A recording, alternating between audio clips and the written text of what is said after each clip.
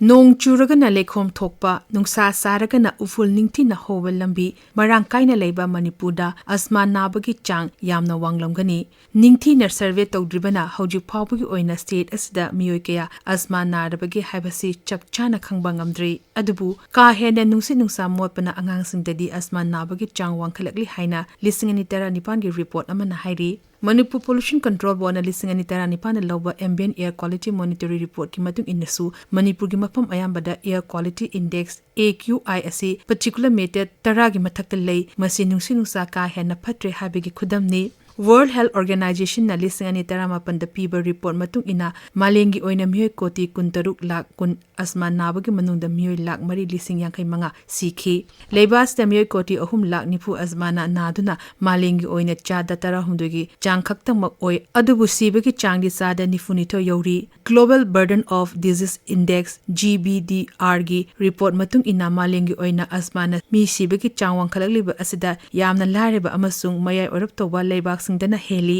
asma gi khudongtiba asigi yengduna World Health Organization ga thabak tawminariba Global Initiative for Asthma GINA na chahi kudingi megi ahanba leba pokpa numita malengi oiba asma gi numit haibadi World Asthma Day thoram pangthoknaba 1994 da warep lauki UN gi 2019 gi Agenda for Sustainable Development amasung World Health Organization gi Global Action Plan for the Prevention and Control of Non-Communicable Disease na asma khangdokpa layangba amasung ningthina honaba haibasi ahanba tawdaba yadaba thorang singi manungda amani hairi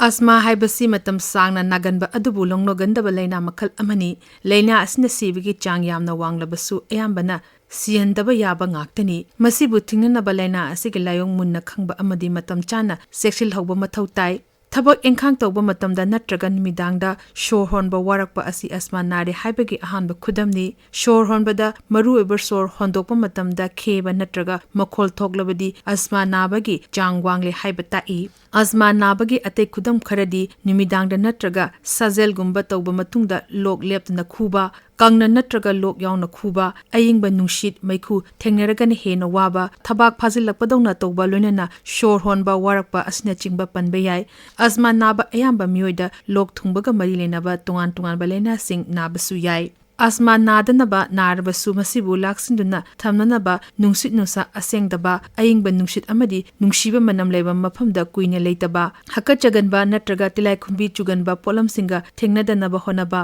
churu beri dhup thabagi natraga mai thabagi maikhudegi lapthokna leiba lok lehok tawba miga sokna sannadaba yumgi akoibada uful lendanaba honaba pneumonia diphtheria tetanus zoster amadi sita lok Khudananaba matam chana tika thadokpa asina chingba tawbigadabani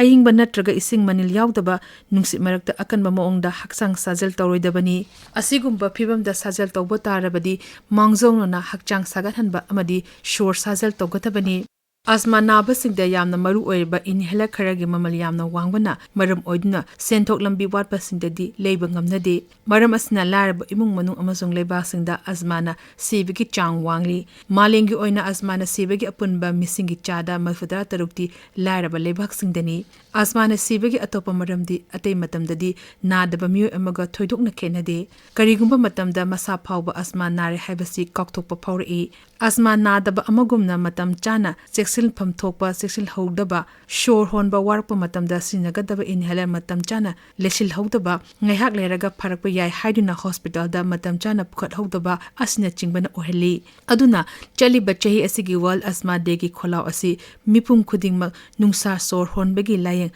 fangangadabani haina thamli World Asthma Day gi thoram pangthokpa asina leba asida mipainingai oriba leina asiga maramda miyamda khangananaba honaba leina asina naraba miyoisingbu mateng pangba amadi shor honbada hena nungai hananaba honabagi khudongchaba amani state asigi oinadi ayamba lambishing uful ningthina hobana yumdagi chathokpa matamda marks upiba yumgi akoibada amadi imumunungda uful chenandanaba honaba ka hena manam nungshiba dhup thau leina chingbagi manamdagi lapthokna leiba ꯀꯥ ꯍꯦꯟꯅ ꯏꯪꯕ ꯑꯃꯗꯤ ꯅꯨꯡꯁꯤꯠ ꯅꯨꯡꯁꯥ ꯁꯦꯡꯗꯕ ꯃꯇꯝꯗ ꯌꯨꯝꯗꯒꯤ ꯃꯄꯥꯟ ꯊꯣꯛꯇꯕ ꯆꯨꯔꯨꯞ ꯕꯤꯔꯤ ꯊꯛꯄ ꯃꯤꯗꯒꯤ ꯂꯥꯞꯊꯣꯛꯄꯤꯒꯗꯕꯅꯤ ꯂꯩꯉꯥꯛꯀꯤ ꯑꯣꯏꯅꯁꯨ environmental health policy ꯀꯝꯗꯧꯅ ꯄꯥꯏꯈꯠꯀꯅꯤ ꯍꯥꯏꯕꯁꯤ NGOꯁꯤꯡ local authority ꯈꯨꯜ ꯂꯩꯀꯥꯏꯒꯤ ꯀ꯭ꯂꯕꯁꯤꯡ ꯃꯍꯩꯂꯣꯏꯁꯤꯡꯁꯤꯡ ꯂꯩꯉꯥꯛꯀꯤ ꯂꯣꯏꯁꯤꯡꯁꯤꯡꯗ ꯄꯨꯛꯅꯤꯡ ꯂꯧꯁꯤꯡ ꯑꯣꯏꯒꯗꯕ ꯈꯟꯅ ꯅꯩꯅꯕꯒꯤ ꯊꯧꯔꯝꯁꯤꯡ ꯄꯥꯏꯈꯠꯄ ꯃꯊꯧ ꯇꯥꯏ ꯉꯝꯂꯕꯗꯤ ꯏꯃꯨꯡ ꯃꯅꯨꯡꯗ ꯃꯍꯩꯂꯣꯏꯁꯤꯡꯁꯤꯡꯗ ꯑꯃꯁꯨꯡ ꯂꯩꯉꯥꯛꯀꯤ ꯂꯣꯏꯁꯤꯡꯁꯤꯡꯗ ꯅꯨꯡꯁꯤꯠ ꯅꯨꯡꯁꯥ ꯁꯦꯡꯗꯣꯛꯅꯕ ꯈꯨꯠꯂꯥꯏ ꯊꯝꯕ ꯌꯥꯏ